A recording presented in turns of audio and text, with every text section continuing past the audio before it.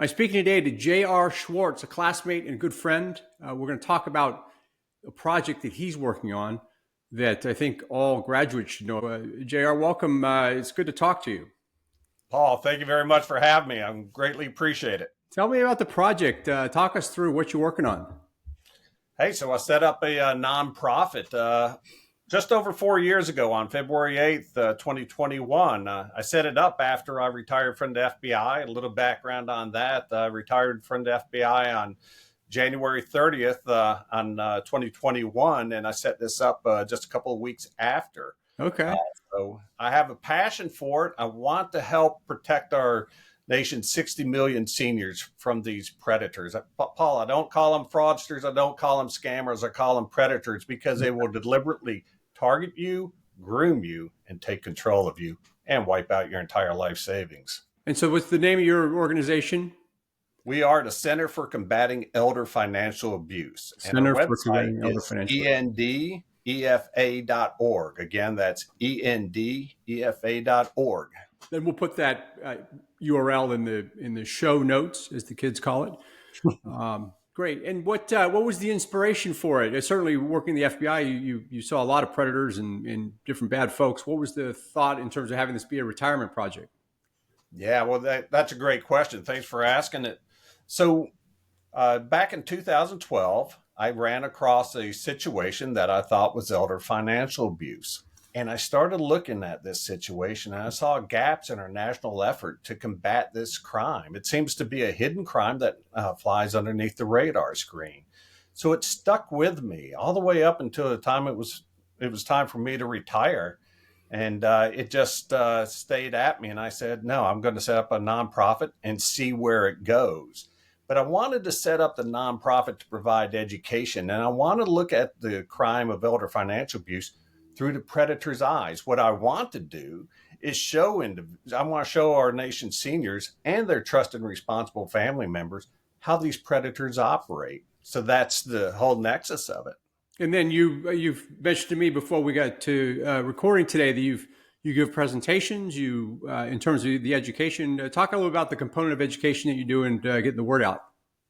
Yeah, well, thank you very much. So I have two components to that. I give live presentations. Currently, I'm giving presentations in the Northern Virginia area where we're based. We're based out of Haymarket, Virginia, near Manassas. So I've been able to obtain a couple of regional grants to go out and give presentations to churches, to civic organizations, to veteran organizations. And been able to do that with a great success. I've also been able to reach outside the Northern Virginia area. And actually tomorrow I'll be going to Westchester University near Pennsylvania, and I'll be sitting on a panel. And I'll talk a little bit more about my relationship with Westchester University, because I'm able to work with them as well as Pennsylvania Department of Military and Veterans Affairs. Mm-hmm. And we're going to be meeting in April, and I'll have students from Westchester University briefing their one-star general on different forms of elder financial abuse that focuses on veterans. So it's exciting. So if we have any West Point Society presidents, vice presidents, or active folks in the watching this, perhaps you could reach out to a society or give them some information as well, I imagine. Oh, absolutely. I'd love to work with our societies as well as the other service academies too. That's what we're designed to do, and we're designed to do it nationwide. Give us one example of the type of predatory behavior that you've had a chance to study. I've been on your website, and you have quite a few case studies on there that highlight various types. But give us a marquee example of what the types of things you look at. Well, yeah. Absolutely. So let me tell you about who I call the Bernie Madoff of elder financial abuse. This individual's name is Scott Cohen, who ran a Ponzi scheme targeting veterans. And Paul, he was able to steal $300 million. It sounds absurd. And he was sentenced in August of 2022. But Paul, how in the world does a predator successfully steal $300 million without being caught at the $100 million mark or the $200 million mark? And as far as targeting 13,000 veterans, hey, that's got to stop. and that will stop. And that's one of our efforts. But I look at this crime through the eyes of the predator. Sure. Well, let's ask this question. Why does Scott Cohen need to steal $300 million? I mean, right? Isn't he good at $50 million? Isn't he Sure. good at $100 million? Right? You would think so. Buy all the cars, all the homes, all the vacations that you want. But Paul, he hit the $100 million mark and said, that's not enough. And he kept going and creating financial ruin. Yeah. I can't imagine that it's really about money at a certain point, right? No. Well, certainly, I think why this is so interesting to folks of our age is that we're taking care of elderly parents, and so you have a tool on the site that I thought was very good, and I actually went on and took the survey. So, talk about the survey on site that can at least, at the very least, increase awareness. Absolutely. So that is our financial vulnerability assessment, and we got that from Wayne State University and Dr. Peter Lichtenberg. So first of all, props off to him because he created it and he allowed us to share it on our website. Okay. And if you go on the front page of our website and go halfway down, it's right there. And that's our first step in protecting our seniors. Again, we want our seniors and their trusted and responsible family members to look at themselves and their own vulnerabilities the same way the predator does. And it's a very simple 17-question survey. And at the end of it, right, you took it, you get a score. And if you score high, then you say, well, we have some vulnerabilities that we need to work together as a team, as a family, to shore up some of these vulnerabilities. And all you have to do is just a couple of vulnerabilities, Paul. And now now that predator may assess you and say, no, that's a hardened target. I'm going to move on to the next person. One of the things I thought was very valuable about it is certainly I scored with low vulnerability because I am 60 years old and am capable. But as I was taking it, I was thinking about the elderly parents that my wife and I have and just thinking about their situation. So it actually increased my overall awareness of the total family situation. So I think anyone, even if you are very solid in your own personal security, you take it and you think about your elderly relatives because it might even be an awareness tool for all of us. And so I'd highly recommend everyone take it. Thanks for sharing that, Paul. I mean, that's exactly right. So let me ask a question, Paul. Mm-hmm. We spend 40 plus years building our life savings. What I'm asking individuals to do is set up your own program, again, with trusted responsible family member, and mm-hmm. take that assessment, every year, maybe every 6 months, and look at our website and learn about these various convicted predators for a half hour, maybe an hour. Again, you spent 40 plus years building your life savings. Why not spend 1 hour every 6 months continually assessing yourself mm-hmm. and educating yourself? Well, there's no better group, I think, in the world than military academy graduates and veterans in terms of preparing for security. So I think we're certainly speaking to a group who understands preparedness. That's for sure. What are some other tips for people in terms of their ability to help you? Well, thank you, Paul. So, hey, the first thing that I would ask individuals to do is take a look at our website, again, endefa.org. And if you like it, if you think it's helpful, share it with other individuals because that's what it's designed to do. We've created it. Now we got to get it out to the masses, 60 million plus seniors. So please help us in that way.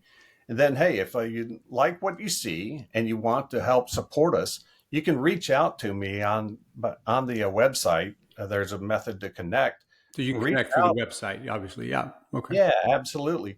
And then, hey, we can talk about different ways that you can help support us. But we want to grow this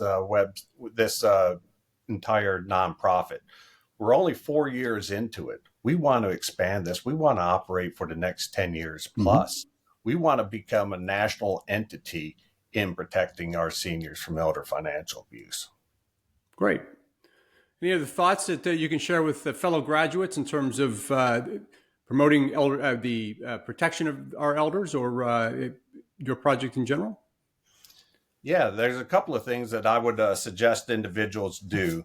And the first thing I would do is tell individuals, slow down. If you form new relationships, whether it's or online or in person, slow them down because a Mhm. predator will try to speed them up.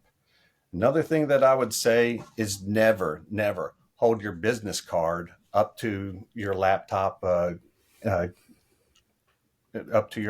camera. I screwed that Yep. up. Not your business card, but your driver's license. Credit Or card, anything that has identifying information on it, right? exactly, because all you have to do is hold that up, Paul, right? And Right. boom, they've Oh, already got your information. oh, man, I almost got you there. You're Yeah, JR Schwartz. I got right.